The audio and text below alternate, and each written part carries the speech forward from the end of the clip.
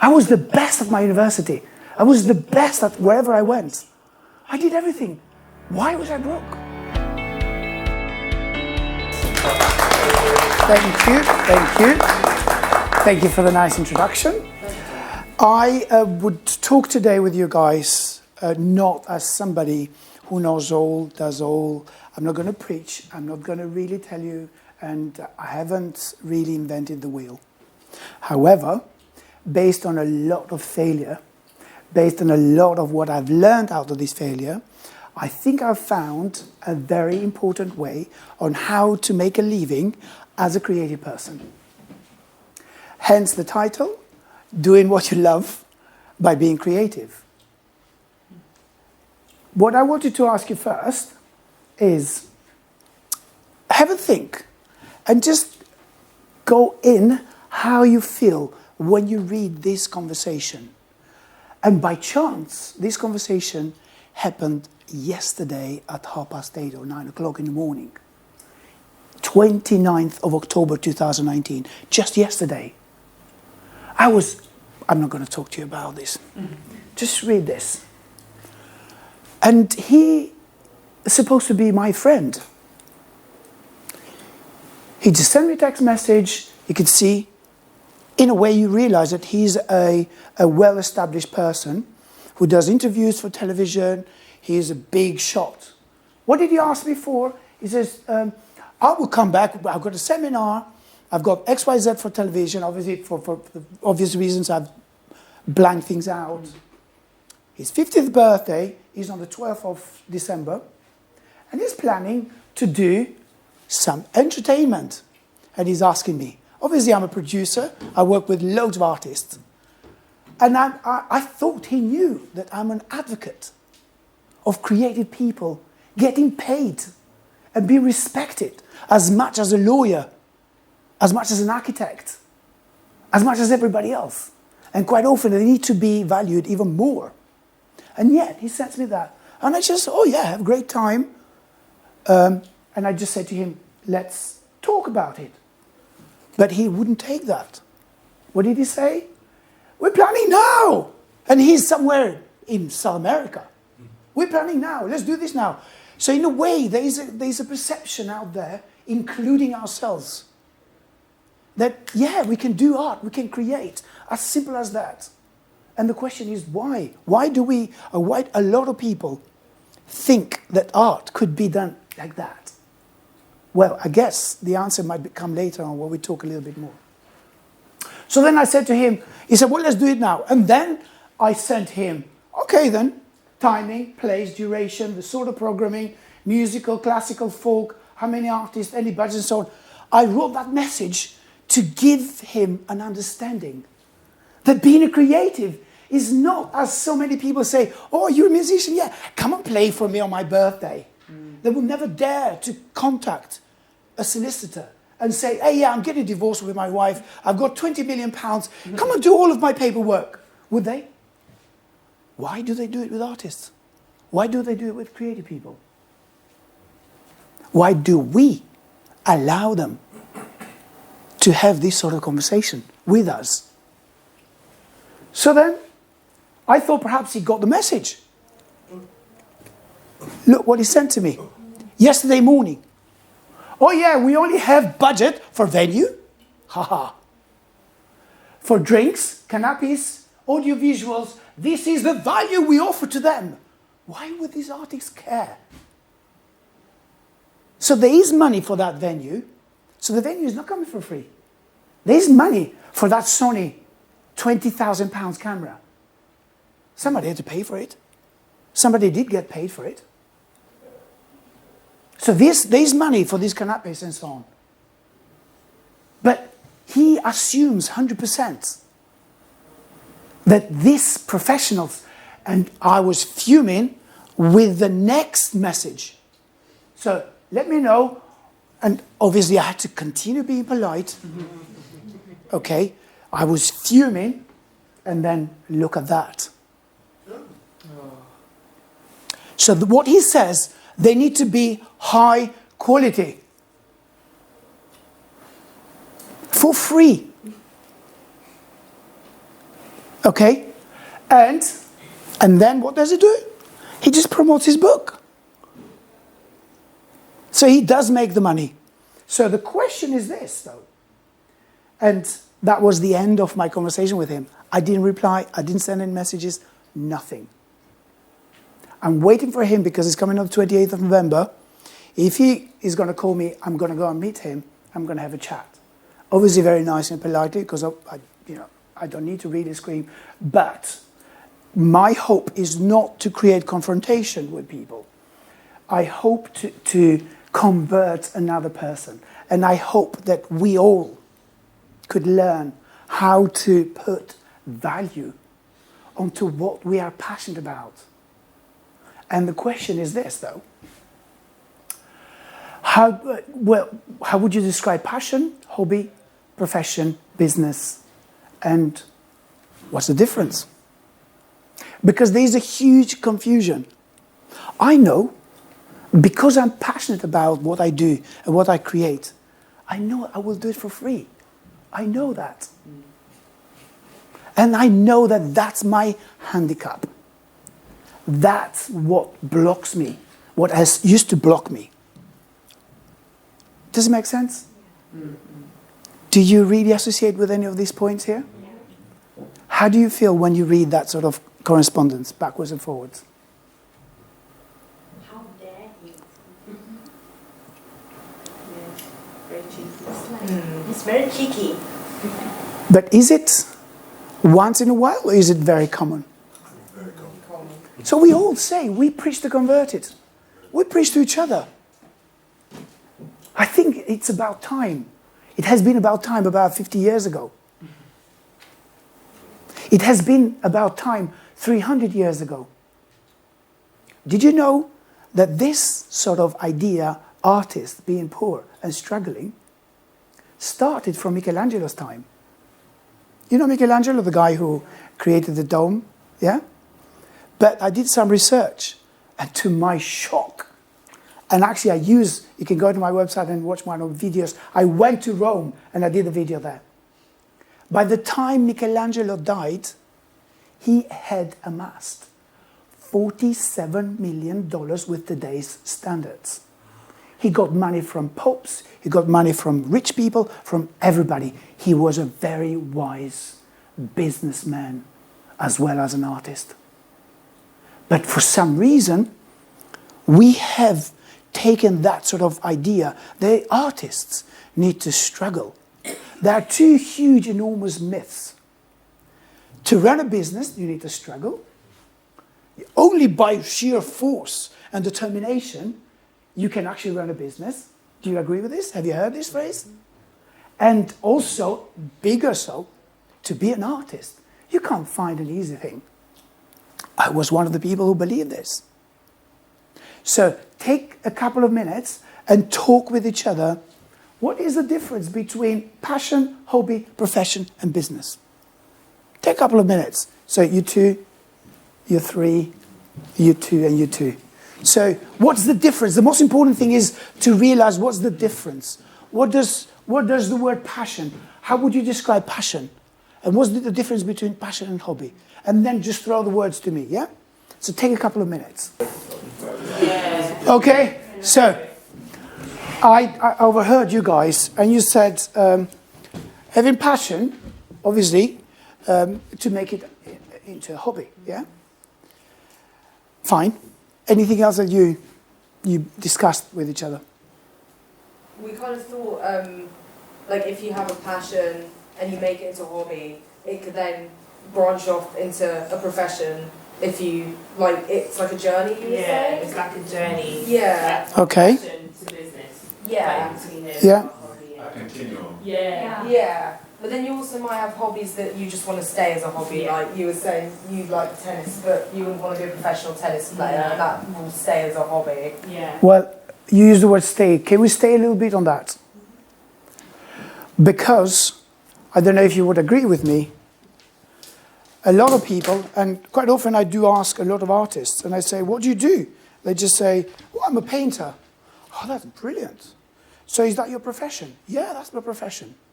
So, do you make your living after you're out of your profession. Oh gosh, no way, I work behind the bar. So, does that person have a profession, a hobby, or a passion? If we don't have it clear in ourselves, then, so the question is this: what is it? Passion, hobby, or profession for that particular person? And how many people do we know that they think that they are the artist? And everybody's an artist in themselves. But what's the difference? Because we jump from passion to profession. Because obviously, hobby, we understand. Yeah? I'm here just to put questions into our mind. Okay? Because every one of us, based on our experience, will find the answers. Yeah? So, anything else, your group? I mentioned a bit that profession, yeah, you need income to make it profession. Whereas hobby and passion doesn't need it, by definition. Actually, mostly passion and hobbies, you have to spend money. Okay? So, in one side, you have profession, income, and passion. It could be, or it might not be. And hobby mainly assumes that you just do it regardless of you expecting to get paid or not. A lot of artists do not have this clarity.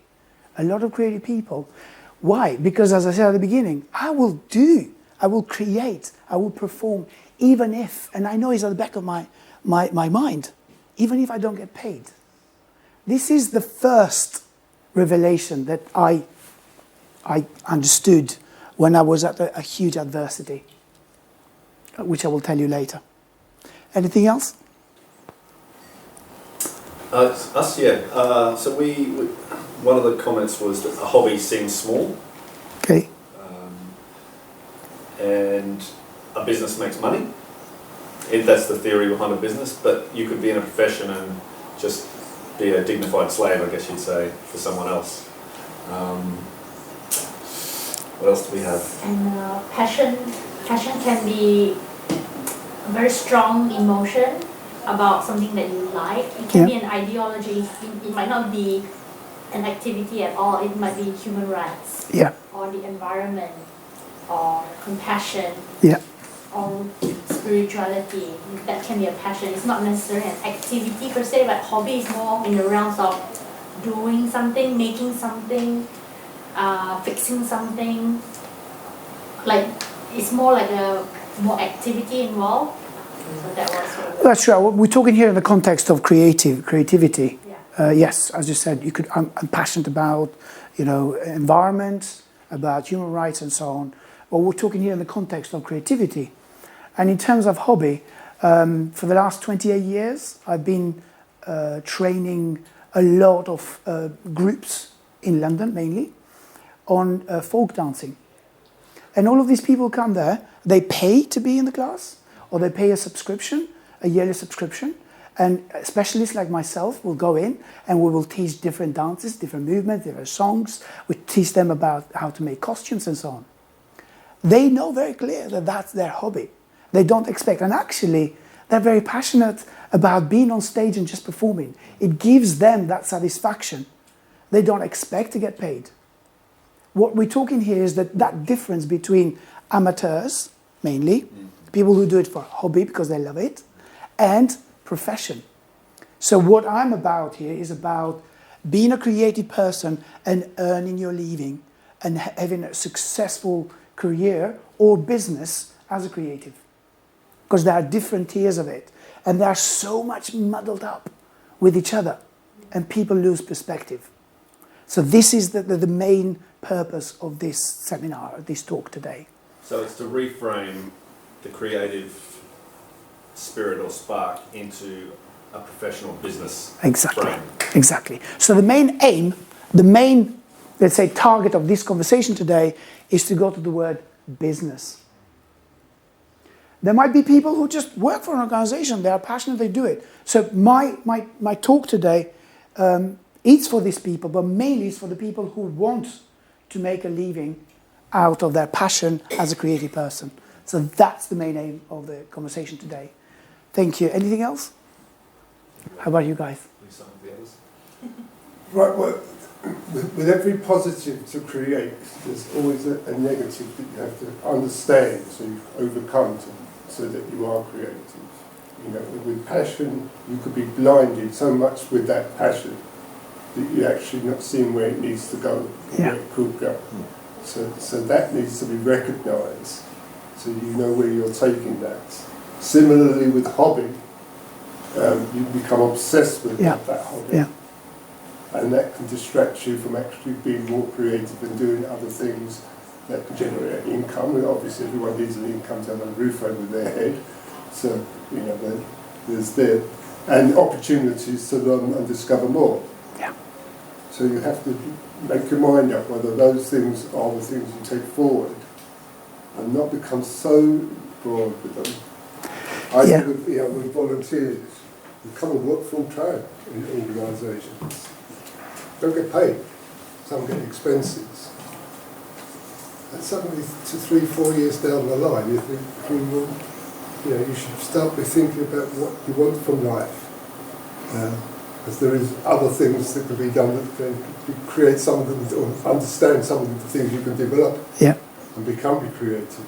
Absolutely. And it reminds me of that sort of mentality that person, this so-called friend of mine, has. He just sends to me a message asking for people exactly as you're saying, assuming that all artists could actually go there, jump on stage or create artwork and just have it there. Well, Bob Geldof did do it. Many people do it. But when you do it for a purpose, when you do it clearly, I mean, I know still artists.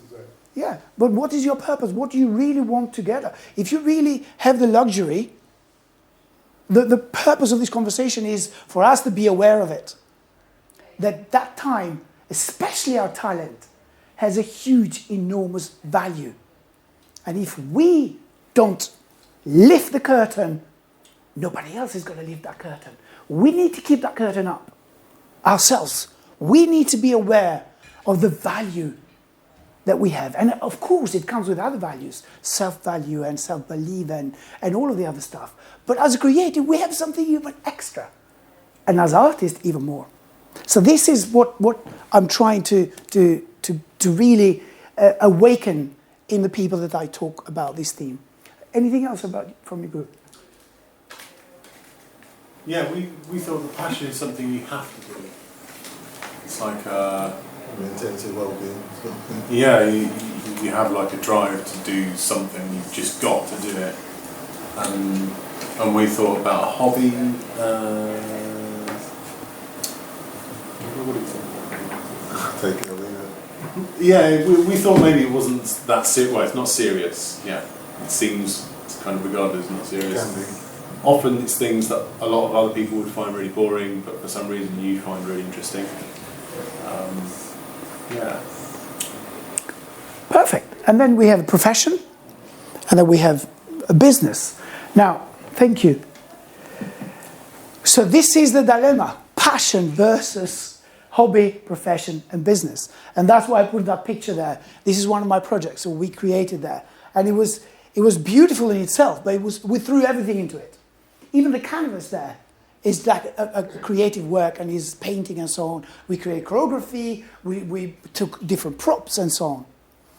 This is something that we need to really be aware. Our passion is our asset. Linked with our passion, obviously we have to have talent. But we are not here to talk about talent, because in order to really build your career, you need to work on that talent and just develop. That could be another talk. Now, I will tell you a story, a very simple story, very quick story. I was born in Albania more than half a century ago. I started ballet from the age of 3. And I did a competition, and I was taken into the National Ballet School at the age of 10. And I started to get trained as a professional ballet dancer for 8 years. I learned there all of the styles of classical ballet, international folk dancing, and I learned how to be on stage. So I learned loads of pirouettes, and I can do some pirouettes for you now if you want to. I learned everything else that you could imagine the ballet dancers do. Then I went to university. I studied choreography and theatre direction at the Albanian National University, Fine Arts University. I had a little bit of skirmishes with the communist system because Albania was the closest country in Europe to the whole world. We were the North Korea of Europe during the communist times. And in 1991, well, in 1988, I became the Albania's national choreographer at the age of 25. So I'd worked really hard. I learned everything. I learned languages. I learned all of the styles of art and so on and so forth. So I thought I made it, and I started working for the National Ballet. And I created a couple of pieces. I created a few pieces, and I felt suffocated because of the communist system. So I wanted to defect from the communist system. At 2 o'clock in the morning, at a tour of Spain in 1991, with $110 in my pocket, with a German dictionary, with 2 T-shirts, with a handbag, I sneaked through the back door of the hotel in North Spain. With the ballet company, we had a police officer, which was a secret sort of KGB, as you might understand it, who was taking note of our behavior. I decided to leave Albania forever, and I left it. So I lived in Spain for 3 years, and I was quite happy there. I became the soloist of Madrid Classical Ballet. I danced for television. I created choreography for television there. So I just was feeling very good in my profession. Why? Because I'd learned since I was a kid. I knew everything about the trade. And you had to work with designers, costume designers, stage designers, dancers, other choreographers, producers, and filmmakers. So I felt very confident. And I decided to come to UK to study contemporary dance and learn more about my trade, my profession, because I wanted to follow my passion. So I came here to do a postgraduate course for a whole year at Trinity Laban. I learned about contemporary dance, I got diploma in professional dance and so on. After I finished the school, I started the training. I was nominated to work for a secondary school, Southfields Community College, with 1,500 students, and I had to set up the dance department. Wow, I felt this is great. My English had improved because when I came to UK, I didn't speak a word of English. I only could say, hello, my name is Tomorr, I love you. So that was it. Anyhow, so as I saw that the education system was completely different from Albania, the kids here would come to me as a teacher, instead of revering as we did our teachers there, they would say to me, oh, you my dance teachers, I will tell you what to teach me. For me, that was a shock, but that was one of the learning curves. And at that time, I felt suffocated, and yet I realized that I'd learned within that year so much on how to work with young people, how to really pass on my knowledge and my passion to younger generation. And later on, I worked with asylum seekers, refugees. I even got a driving license to drive a coach. So I will take young people into different places in UK. So, obviously, I did everything. And I decided, so this is a list of many things that I did, that I was prepared for, and I thought I was great. I decided to set up my dance company. Wow, for me that was my life dream. So I auditioned for 6 dancers. I hired a studio. I spoke with a graphic designer, a costume designer, a stage designer, and we sat down and we created the vision, and I created about 50 minutes a choreographical piece. I'd saved some money because I'd stopped teaching at that time. So I'd saved some money, and I was paying the dancers, I paid the theatres, I paid everybody, and we started touring. It was just amazing, amazing. I dreamt and I slept for my profession. And then one day, I was living in North London. I got the Stage magazine. I don't know if you know it. It's the artist magazine. I got the Stage and I opened it on page 6, I think, and I saw there an article. And I knew because the lady who wrote in that magazine at that time was one of the fiercest critics of dance. And I was just trembling and started reading there. And to my horror, she just said, the worst night of my life. I went to see this thing. And I started crying.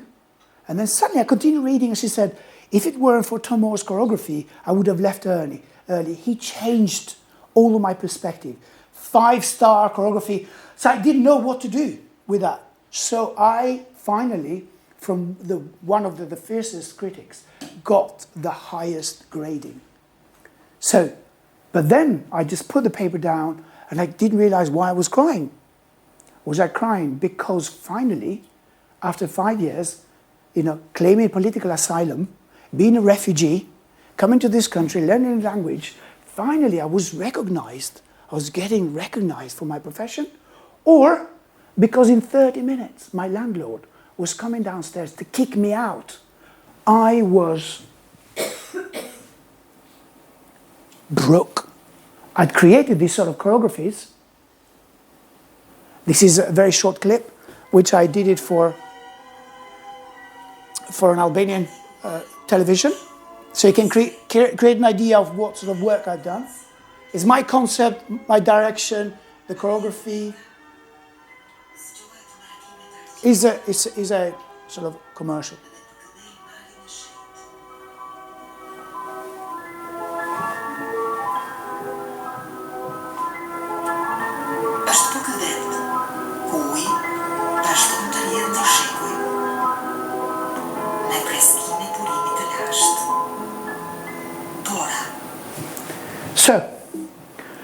So I thought I was doing work. People who see this stuff, they just say, the director of this piece, the choreographer, the concept creator, should be a millionaire. I was broke, £3,500 in debt. I'd used my credit card.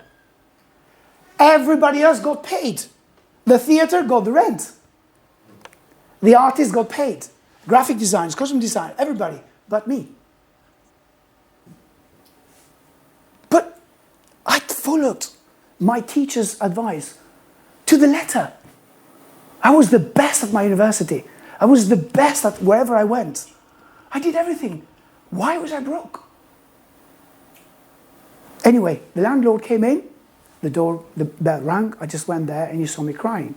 And I'm sure he must have thought, this bloody actor, he's just really throwing an act on me so I wouldn't kick him out. But he was a very nice Jewish guy who said to me, he saw me crying, he's like, let me cry. And I wiped my eyes. I said, listen, I'm an artist. I'm an artist. I work really hard. I follow my passion and so on and so forth. What did I do? I did that spiel that we started this conversation before. Passion. Spoke. Who cares? The world doesn't care about you. It doesn't care about what you do. Every single one of you is here today because of you, not because of me. So that was the first lesson which I learned later on. Everybody in the world is the first thing they have in mind, what's in it for me. Even the people who came to the audience, they came there for themselves. They wanted to get that cathartic feeling. They wanted to have whatever they wanted to have. Not for me. I had it wrong. I was thinking wrong in my mind. I was taken to go to art school all of these years, learning the trade, learning about this bubble to create art. And what was happening in the other part of the world, I was not prepared. It was nobody else's fault. It was mine. Instead of me going to more workshops, how many of us do that? Going to more training, how many of us do that? I was doing more pirouettes, more jumping.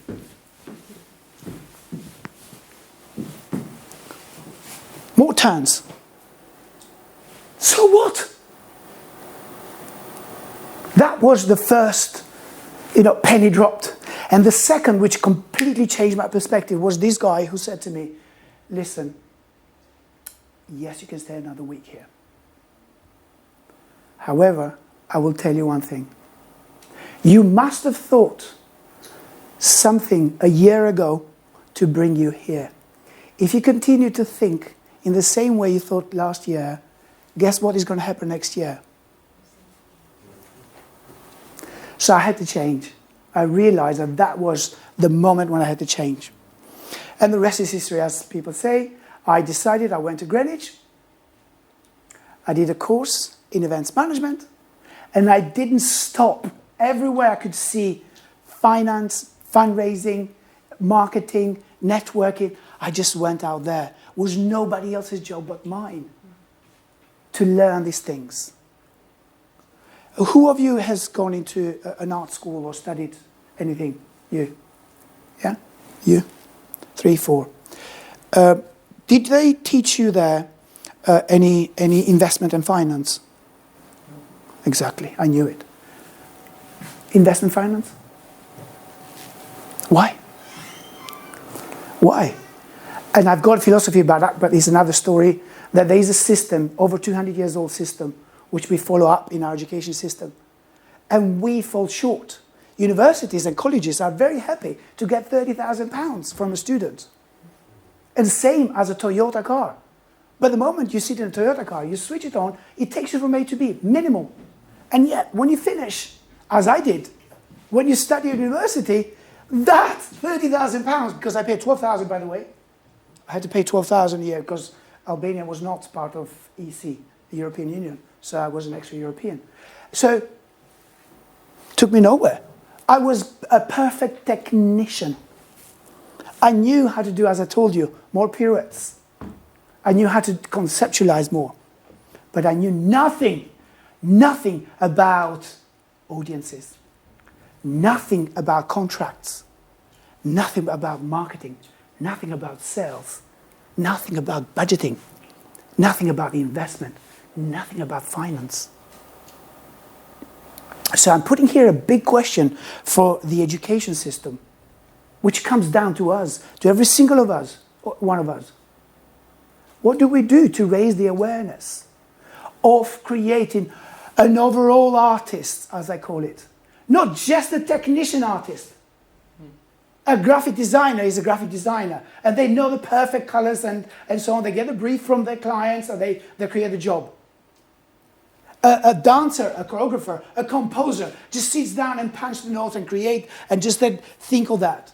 That's very much back in the times of Michelangelo. Yet, Michelangelo was a business person. So there's a confusion there. So, I had to change. Are you with me so far? Yeah. This is not. Yeah. So, obviously, I'm going to show you this video later on, because this is another work that I did that time. So, I went to do the events management. But the question is this: why so many small businesses, and mainly creative businesses, either struggle or fail? Statistically, in the UK, up to 65% of small businesses, within the first 3 years, they go bust. It's huge. It's people's lives. And then we have creative people who struggle all their life to make their living through that profession. Why? What to do about it? Have you got any questions? Any ideas? Take 2 minutes to talk with each other. What ideas have you got? So what to do about it? What to do? How can we actually resolve this big dilemma? Huge dilemma is not only in the arts, it's not only with the creative people, but also with small businesses. Why do they fail? Why? Why do you think?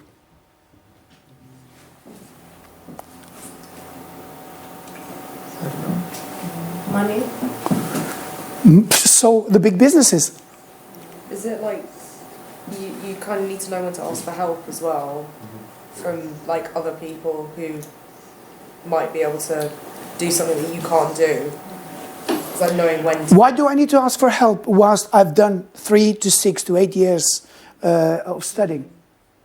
And I go to workshops. But the point is that what do these workshops give me? Tools. What sort of tools?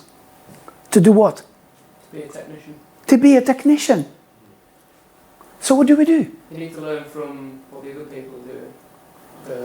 Well, why do we need to learn? It's like a parenthood. Nobody teaches us how to be a parent. No. That's another handicap, I believe. Yeah. Nobody teaches us how to get on with people. That's why Sweden don't have classrooms anymore. Students just stay in nature. They don't have exams. So what to do? What to do? You're looking at your glasses, vision. The problem with SMEs when they start is they see what they're going to be doing short term, but they haven't thought longer term. Longer term. They haven't planned out that longer term and how that costs and how much to save from that one to do to the next one. Yeah. To make it more sustainable. Yeah. And then when you've got a little bit more money, it means a sacrifice then to invest in other people. Exactly. So what we have there is the technician. What was I? I was a technician. Most small businesses are started by technicians. What does a waitress or a bar person do after 5 years they've worked for the stupidest idiot coffee owner, as they call it? They've learned how to do coffee. They've learned how to serve plates. They learned where to call the suppliers. And then suddenly they got the seizure in mind. They say, oh my gosh, I'm not going to work for this idiot anymore. I'm going to open my shop. And they've saved a little bit of money, as I did. I did exactly the same thing. They save a little bit of money. Every day they go go home, knackered, they look for shops. Oh, they see a shop there. And they just ask for the rent. And they say, well, this is the cheapest rent ever. You got £500 a month. And then he just goes back and sees his savings. And he talks to his wife, says, we're going to open the shop. He can't sleep. He can't eat anything. So he starts working, goes there. All of that little money that he saved, puts it into that coffee shop. Builds it perfectly, as I did with my dance company.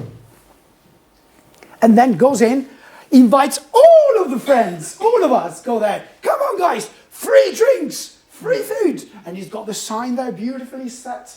And he got all of the windows clean. And he's clean in front of his shop. And everybody comes in. They have the time of their life. And he just sits there, as you said. Then he starts dreaming. I'm going to do this. I'm going to sell this. I'm going to do that and that. And then, a week later, he sees that nobody comes through the door. Oh. And then he hears, as you said, look what other people are doing. He hears, there's a word called marketing. You know that? Oh, what is that? And he goes back into his mind to university, to the school, to the courses. But the courses, as they taught me, the courses were all to do. All of my courses. Where would I find the answer of this abstract word called marketing? And they learn about sales. But I was on stage, zipping my face. Only doing this. And then suddenly I need to go there and talk with you and persuade and ask you, how you doing? The word sell. And the biggest challenge is that quite a lot of my clients who are artists, the moment I say to them, what do you sell? They get blue in their face. They hate the word sell. They hate the word business. And they don't realize that they are business themselves. We are all brands, individual brands. We don't live 300 years ago where there was only one theatre company.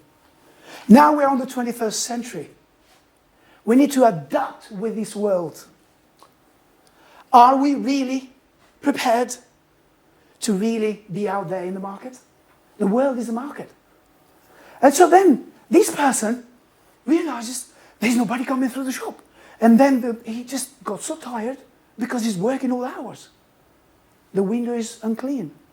And then just goes out to smoke a cigarette. He looks right. He looks left. He takes 10 steps. He looks back into his shop.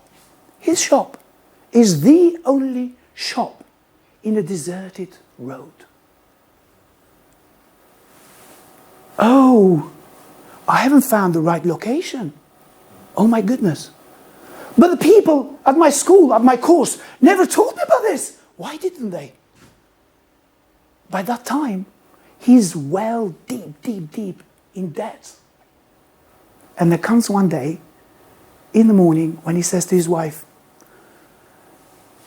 I thought I had a business, I thought I had a dream, but I realized I've only got a job.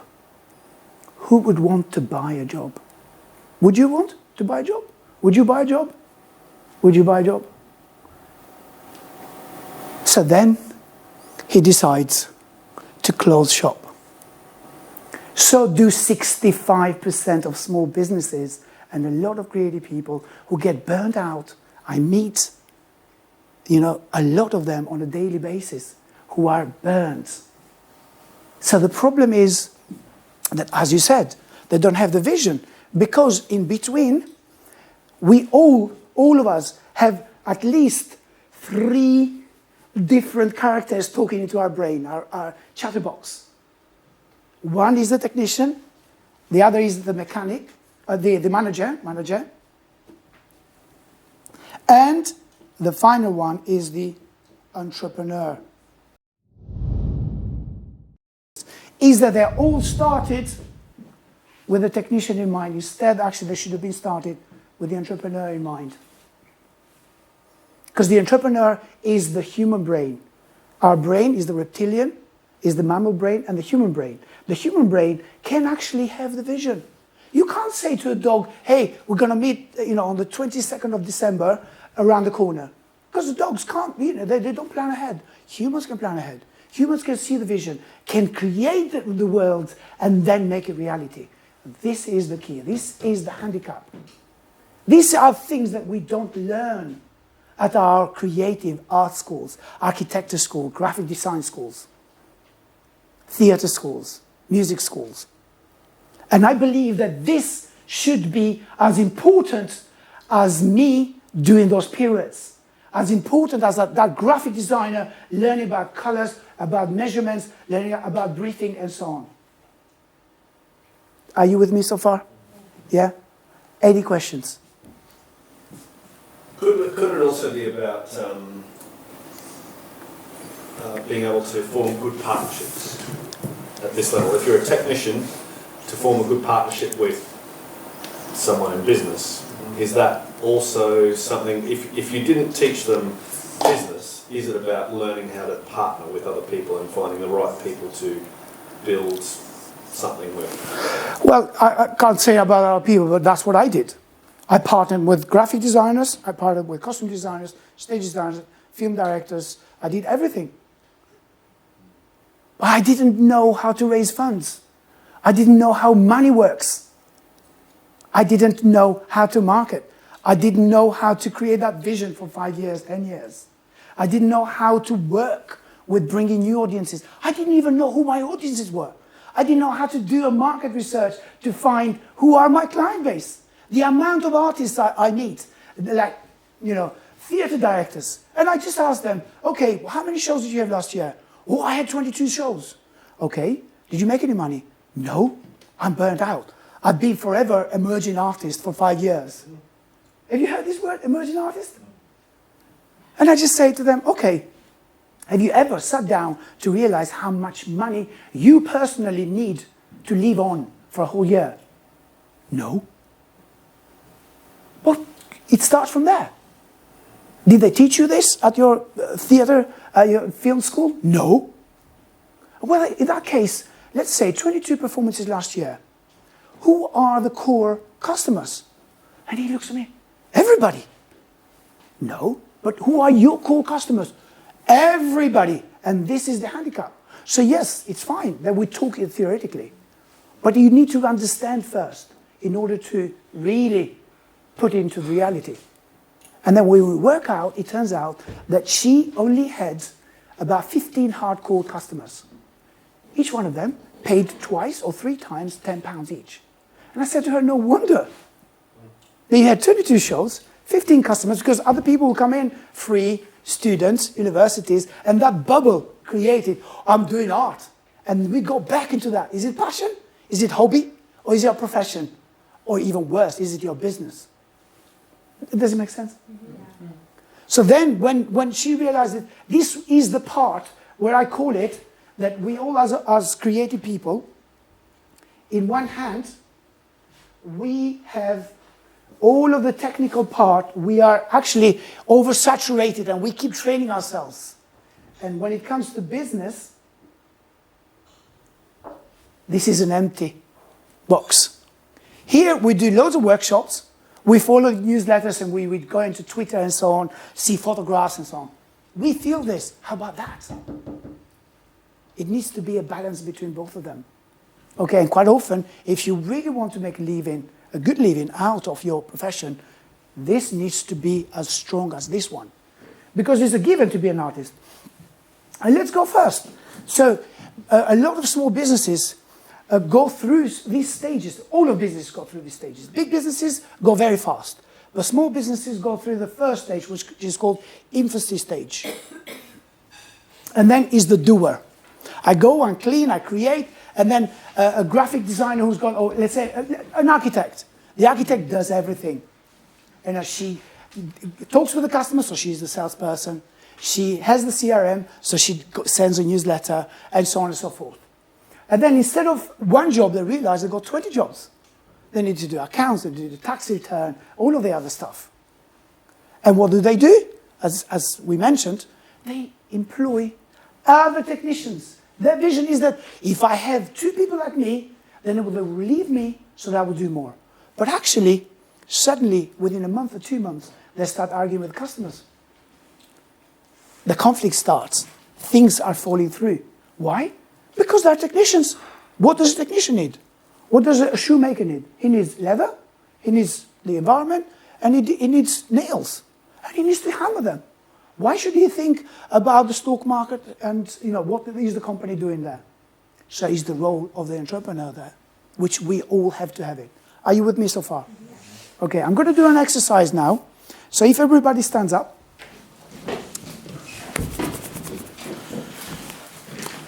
All right. So find a partner. Find a partner. Find a partner. Any partner. Okay. So imagine you and I are partners. Hands here. And then try to throw me by just clapping my hands. I can throw you. Keep playing this game. Yeah. Yeah, exactly. All right.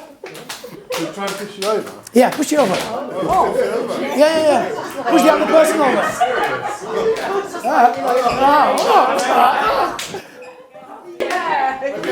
Right. Okay. All right. Stop. Next. Give your hand. Shake your hand with your partner. All right. Just stay in the same position, and then stretch your arm. Don't move your and lean back. Lean back.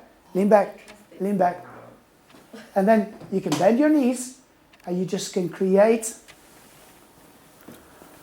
a movement. That's technical stuff. That's not business stuff. I know. It is business stuff. I'll show you later. Go on. Cool. All right? Lean back.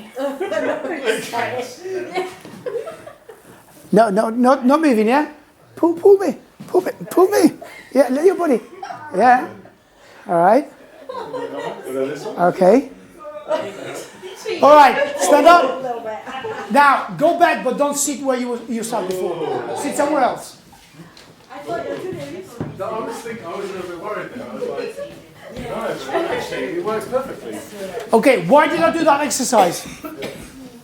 Quite often, with us, is that we've done things in a certain way and we believe that they should be done in a certain way. The first exercise is, stand up. We do have this in our disposal. Whenever we are in business, communicating with other people, yeah, you in front of me, yeah? I'll try to outsmart you. So this is the concept. Whereas the other one is, I lean, if I let go, I will fall as well. Do you understand? So the whole idea, stay with me. Come on, pull me. I'm not going to let you. Okay? So this is the whole concept.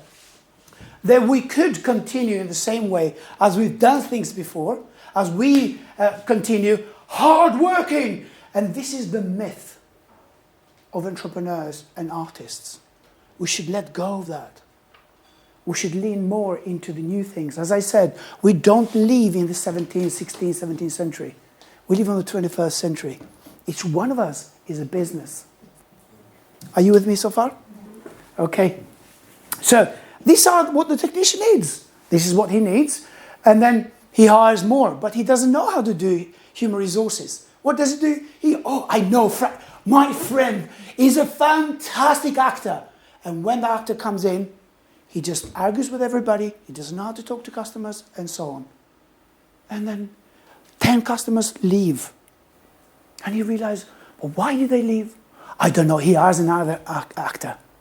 Why? Because he doesn't have processes. So the whole core, the whole solution to this, as I asked before, what to do about it, is to first of all understand what the technician's needs are and what the technician's functions are.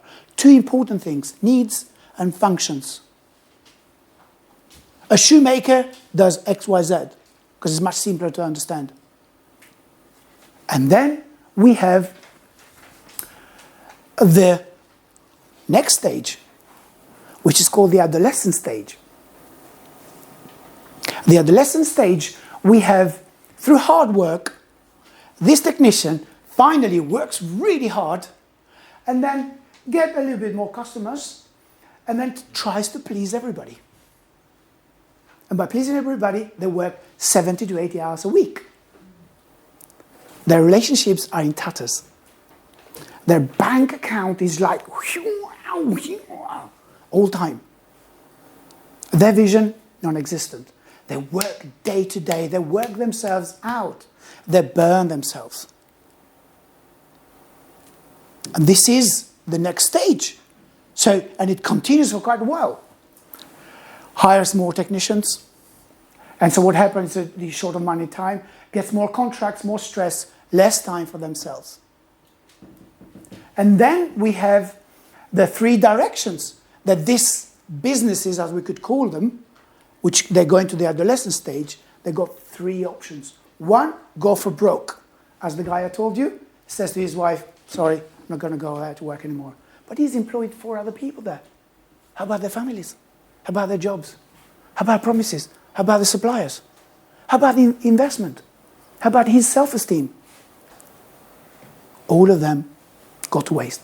However, in a way, although it's very painful, this is the best thing to do. This is the best thing. My nephew started a restaurant. He went through all of these stages. I told him. And then when I met with him for a long time, my brother was saying, no, let him continue. And then he stopped. He went for broke. Now, with his brother, he set up you know the subtitle companies? They put the subtitles. They're making money. They're having international contracts and so on. Why? Because he learned from the first experience. The point is that the next one, it's the second one, the enduring businesses. And this is the most painful and dramatic way. A lot of small business people just think, yeah, well, at the end of the day, I need to work hard, as I did. I thought, I need to work hard. I need to really continue with my rehearsals and go out there, do more workshops. And you prolong the pain. Nobody trusts you anymore. You just don't understand why you don't get more contracts. Because you let too many people down. You can't really keep the capacity. Why? Again, because you go with a mindset, either as a technician or as an entrepreneur, as the visionary. And then the third stage is become mature. But to become mature, you need a new perspective. A new perspective is the maturity stage has got a few characteristics. These 3 characters that live in our brain, they need to have their own energy, time and space and thinking. Because each one of them have got different needs. For example, an entrepreneur lives in the future. They see the future and they reverse engineer the future. They start working towards making it reality. For example, after I had quite a few failures, when we started the Stage Talent Academy, an academy with over 300 students, we teach these young people from the age of 4 up to the age of 16 different musical instruments. I sat down with my partner for 6 months. We did nothing in inverted commas. We only analysed, did the research. It took us quite a few weeks just to select the colours. We did the analysis. Who were our customers? And it turned out that our main customers, people who had the money to pay, were over 70% female. And then we went to analysis and we analysed what sort of colours would be more and so on and so forth. It's a very long story. From day one, we made a profit. And this is not a huge success. This success was built in a lot of failures. It's not overnight. It was built through workshops and training and courses that I went to. And then we have the manager. The manager is somebody within ourselves, or is that person who has all of the compartments in order, makes sure that the light has been paid, that the electricity be paid for, the gas. A technician doesn't care if you really have paid the council tax or not. He just wants to come to work. If you haven't paid, he says goodbye, I'm going home, isn't it? So the manager has got different roles. And the technician, obviously, have got their own roles, as we discussed. So if we talk about the new perspective, what is the solution here? How to do it? Because I'm going to wrap it up now. The first thing we need to be thinking as creative people is to understand what is our passion and hobby and what is our profession and business. I believe that every single one of us, it's a brand and a business. From what we talk, what we wear, how we communicate with other people, how we vision, how we see the world. Next, once we understood that, we need to see where is the need. There is no point, as it used to be done 2-3 centuries ago, when Louis XIV, the king of France, he was a great ballet dancer. And I bring this ballet because obviously I'm from that world. And he was a great ballet dancer. He was a fantastic dancer. So he had the money. And what did he do? He created the first ballet company in the world. He would pay them, he will train them, and he will do performances. That model has been taken and has been replicated across the globe. Royal Opera House, English National Ballet School, and so on and so forth. However, if you calculate the number of, forget about musicians, forget about actors, statistically, from Arts Council statistics, there are between 28 and 40,000 professional dancers every year ready to work. From 28 to 40,000, because it's not a clear number. Some people say 28,000, some people 40,000. And you know how many of them earn a minimum wage? What's the minimum wage? £7.50?